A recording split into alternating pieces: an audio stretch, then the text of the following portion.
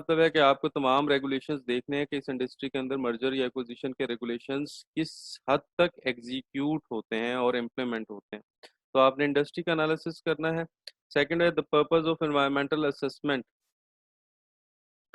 Environmental factors ऐसे factor हैं जिनको आप मैक्रो फैक्टर में लेके जाते हैं और ये अनकंट्रोलेबल होते हैं, लेकिन इसकी फिर भी हमारे पास हिस्ट्री अब अवेलेबल है कि आप अगर इन्वायरमेंटल फैक्टर्स को उठा के देखें तो आपके प्रीवियस 10 और 20 ईयर्स में किस किस्म के इन्वायरमेंटल फैक्टर्स आए थे और उन्होंने कैसे कैसे बिजनेसेस को इफेक्ट किया था। जैसे आजकल पेंडेमिक का एक इशू है, तो ये pandemic is one of the thing जो कि अनकंट्रोलेबल है, but it is severely affecting business.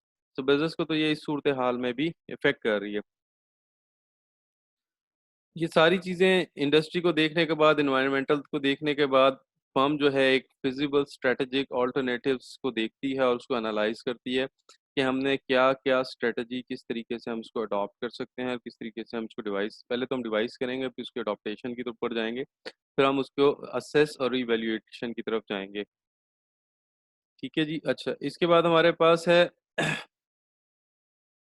ये कि आपने अपनी स्ट्रेटजी को अपने इन्वायरमेंटल फैक्टर्स के साथ इफेक्टिवली अलाइन करना है। यानी इन्वायरमेंटल फैक्टर्स क्योंकि वो फैक्टर्स हैं जो कि अनकंट्रोलेबल हैं, देयरफॉर जब आपको प्रीवियस इंफॉर्मेशन मिल जाती है इन्वायरमेंटल फैक्टर के हवाले से उसके मुताबिक, तो आप अपनी स्ट्रेटजी को अलाइन करते हैं इन्वायरमेंटल फैक्टर के साथ। ठीक है। इन्वायरमेंटल फैक्टर के साथ जब आप उसको अलाइन करेंगे, देन आपकी स्ट्रेटजी इफेक्टिव होने के चांसेस ज़्यादा हैं, because you can not go against environmental factors. Okay, these are the factors which are uncontrollable for the whole industry. These are the factor which are macro in level and uncontrollable. Therefore ये diversify भी नहीं हो सकते unless until आपके पास इसकी previous information ना हो। So on the basis of previous available information, fast available information, आप अपनी स्ट्रेटजी जो आप डिवाइस कर रहे हैं उसको अलाइन करेंगे इन्वायरमेंटल के साथ। नेक्स्ट है हमारे पास स्ट्रेटजी एंड स्ट्रक्चर।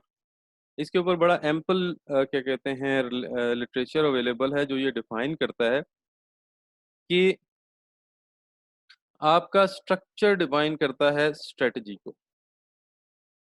ठीक है। अब स्ट्रक्चर से यहाँ क्या मुराद है?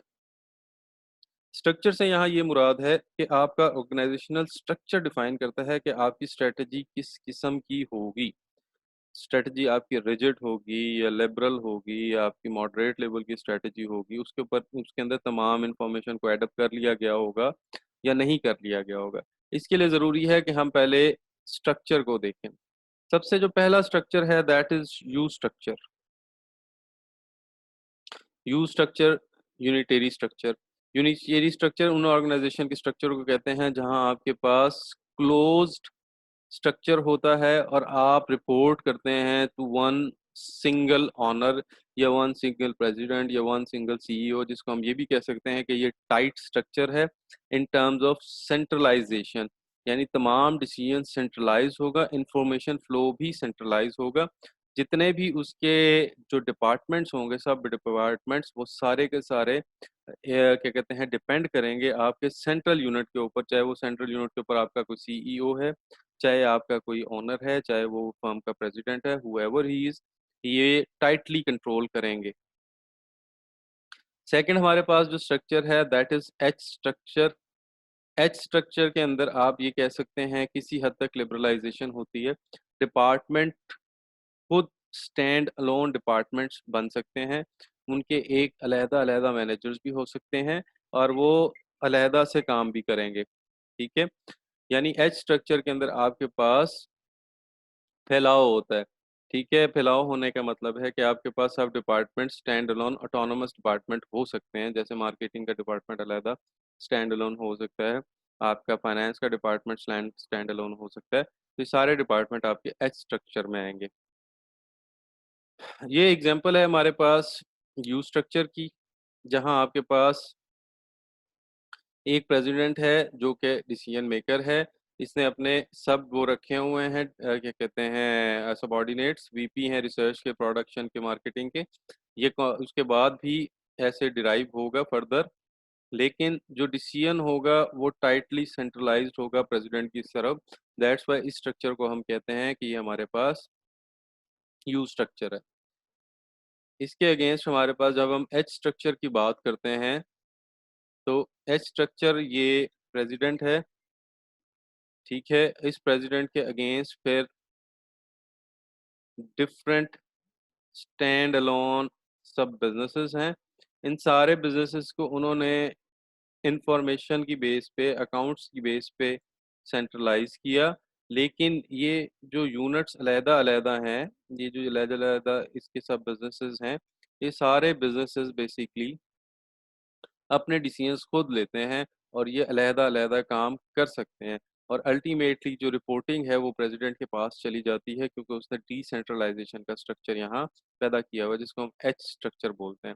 अच्छा, एच स्ट्रक्चर और यू स्ट्रक्चर दोनों को हम इकट्ठा भी कर सकते हैं, जिसको हम कहते हैं multi divisional form of organisation, जहाँ हम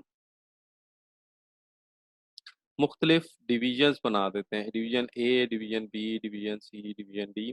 जैसे कि इसकी एक एग्जांपल यहाँ हमारे पास है। मुल्तान के अंदर ये एक फर्म है जो पहले पेट्रॉन के नाम से थी, और उसके फिर उन्होंने एक सिस्टर कंसर्न बनाई न्यू कैम। तो अलहदा अलहदा डिविजन्स उन्होंने बना दिए, लेकिन उनके जो मेन ऑनर्स हैं वो सेम है, ठीक है। अब वो थर्ड डिवीजन की तरफ भी शायद आगे कुछ दिनों में मूव कर जाएं, तो उन्होंने अपने डिविजन्स को अलहदा कर लिया, प्रोडक्शंस को अलहदा कर लिया, और अलहदा-अलहदा उनके डिसीजंस लेते हैं, उनके एम्प्लॉयज़ भी अलहदा हैं, और उनकी आगे क्या कहते हैं स्टैंड अलोन कमिटीज़ भी अलहदा हैं। मल्टी डिवीजन स्ट्रक्चर के बाद हमारे पास एक और आता है मैट्रिक्स। मैट्रिक्स की अगर हम डेफिनेशन लें तो मैट्रिक्स बेसिकली होता है जहां आपके पास रोज एंड कॉलम्स होते हैं, ठीक है। अगर हम इस टेबल को गौर से देखें तो there is a president, president के बाद प्रोडक्ट ए है, बी है, सी है। अच्छा, इन प्रोडक्ट्स का एक ही रिसर्च मैनेजर है, एक ही प्रोडक्शन मैनेजर है, और एक ही मार्केटिंग मैनेजर है। यानी आपने बेसिकली कॉलम के ऊपर रख दिया प्रोडक्ट का नाम, और आपने रोज के ऊपर उसकी ड्यूटीज असाइन कर दी, तो आपने एक मैट्रिक्स स्ट्रक्चर बना लिया। इसका फायदा ये है कि ये रिसर्च मैनेजर सारी प्रोडक्ट्स को देखेगा, ये प्रोडक्शन मैनेजर सारी प्रोडक्ट्स की प्रोडक्शन देखेगा, ये मार्केटिंग वाला सारी प्रोडक्ट्स की मार्केटिंग देखेगा, और फाइनेंस वाला सारे प्रोडक्ट्स की फाइनेंसिंग और उसकी डिसबर्समेंट और कलेक्शन को देखेगा। तो इस सूरत हाल में आप बेसिकली यहाँ यूँ कहें इकोनॉमी ऑफ स्केल की तरफ मूव कर जाते हैं, जहाँ आप एक बंदे या एक रिसोर्स से आप मल्टीपल काम ले रहे होते हैं। इसको हम बेसिकली कहते हैं मैट्रिक्स स्ट्रक्चर। अच्छा, ये तीन चार चार तरह के हमने स्ट्रक्चर देखे। पहला हमने यू स्ट्रक्चर देखा, फिर एच देखा, फिर हमने इसका मिक्स देखा, डिविजनल स्ट्रक्चर देखा, उसके बाद हमने मैट्रिक्स स्ट्रक्चर देखा। हर स्ट्रक्चर के अंदर जो इंफॉर्मेशन फ्लो है वो डिफरेंट है, ठीक है। अगर मैट्रिक्स स्ट्रक्चर की बात करें तो ये पहले हॉरिजेंटल है, फिर वर्टिकल है। हॉरिजेंटल कैसे है? ये सारी इंफॉर्मेशन पहले रिसर्च मैनेजर के पास जाएगी, और जब ये इसके पास पहुंच जाएगी तो उसके पास ये प्रेसिडेंट के पास जाएगी।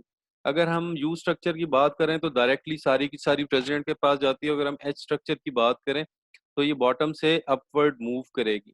अगर हम डिविजनल की बात करेंगे तो सबसे पहले डिवीजन हेड के पास इंफॉर्मेशन जाएगी और फिर प्रेसिडेंट के पास। तो इसका मतलब है कि स्ट्रक्चर आपके डिफाइन करेगा इंफॉर्मेशन फ्लो कैसा है। जो आपका इंफॉर्मेशन फ्लो होगा उसी तरीके से आपकी स्ट्रेटजी डिफाइन की जाएगी, या वो बंदा डिफाइन करेगा। जब हम डिसेंट्रलाइजेशन ऑफ रिसोर्सेज की बात करते हैं तो इट मीन्स कि there are multiple people who can involve in devising a strategy. On the other side जब हम टाइट कंट्रोल या सेंट्रलाइज कंट्रोल की बात करते हैं, इट मीन्स कि 1 और 2% may be responsible for in to devise a strategy for merger और एक्विजिशन। सो आपका स्ट्रक्चर डिफाइन कर रहा होता है कि आपकी स्ट्रेटजी किस किस किस्म की होगी, टाइट स्ट्रेटजी होगी या लिबरल या लूज स्ट्रेटजी होगी। मैट्रिक्स के बाद ये हमारे पास प्रोडक्ट्स डिवीजन डोमिनेंट है कि आप प्रोडक्ट वाइज भी कर सकते हैं। आपके स्ट्रक्चर्स उसके बाद मजीद कम्प्लेक्स भी हो सकते हैं। यहाँ नेशनल ऑर्गेनाइजेशन से मुराद है एक पूरे मुल्क के लेवल पे ऑर्गेनाइजेशन है, फिर आप उसको डिवाइड कर देते हैं मल्टीपल कॉन्स्टिट्यूंसीज में, फिर कॉन्स्टिट्यूंसी के बाद आगे प्रोडक्ट लेवल के ऊपर and later on different division level के ऊपर डिस्ट्रीब्यूट हो जाती है। नेक्स्ट हमारे पास जो लास्ट टॉपिक है ये है हमारे पास वर्चुअल इंटीग्रेशन का। वर्चुअल इंटीग्रेशन का से मुराद क्या है कि जहां आप बेसिकली फिजिकली किसी यूनिट को अपने साथ अटैच नहीं करते।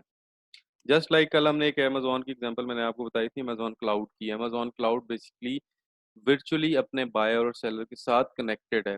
वर्चुअली उसने अकाउंट्स दिए हुए हैं, बायर जो है वो प्रोडक्ट वहाँ सर्च करता है, सेलर मैन्युफैक्चर करने के बाद उस प्रोडक्ट को अवेलेबल कर देता है वेयरहाउस के अंदर, ठीक है? और वो जो वेयरहाउस के अंदर अवेलेबल करता है, तो वेयरहाउस के अंदर सारी चीज़ें उसको अमेज़न देखता है। आपने बेसिकली उसके साथ कोई कॉन्टैक्ट नहीं किया हुआ, किसी किस्म का आपने उसके साथ फिज़िकल रिलेशनशिप नहीं है, जस्ट आपका एक वर्चुअल कॉन्टैक्ट है। जैसे हम ओएलएक्स वगैरह यूज़ करते हैं, जब बायर एंड सेलर इकट्ठे हो जाते हैं। नो वन नोज़ कि बायर कहाँ है, नो वन नोज़ कि सेलर कहाँ है। जब सारी चीज़ें इनमें से कुछ भी आपको नहीं मालूम, इसके बावजूद अगर हम चीज़ों को इंटीग्रेट कर लेते हैं, तो that is called virtual integration.